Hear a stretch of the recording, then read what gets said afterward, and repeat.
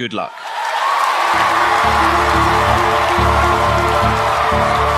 My name is Justina, and I am 80 years old. The weight of my years often rests heavy on my bones, but when I hold the violin beneath my chin, I feel young again. The strings carry not only music, but the memories of my life, the joys, the grief, and the love that has held me together. I was not always a violinist. In truth, I was a poor learner, fumbling with the bow and fingers stiff, my teacher impatient. But there was something in the sound of the violin that kept calling me back. It was fragile and strong at the same time, just like life. I grew to play not for perfection, but for the comfort it brought to my soul.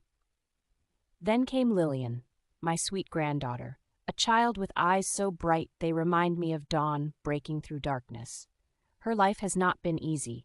She lost her father to the war and her mother, my own beloved daughter, to leukemia.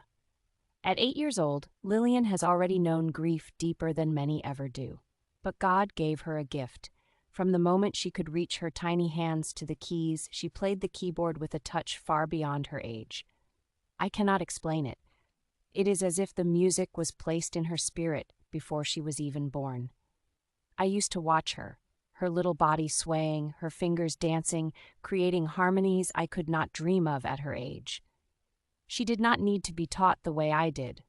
Her soul was already tuned. Whenever the sadness of missing her parents would overwhelm her, I would take up my violin. I would play, sometimes clumsy, sometimes trembling, but always with love. And Lillian would dance, spinning across the room with laughter in her eyes, as though for a moment the pain of her losses was forgotten. The violin became a balm, and her dancing, her keyboard playing, became our language of healing. And today we give them a farewell. Lillian and I, together. She will sit at her keyboard, her little hands pressing the keys with all the grace God put in her heart, and I will raise my violin. It is not just music we will play, it is a message, a prayer, a gift.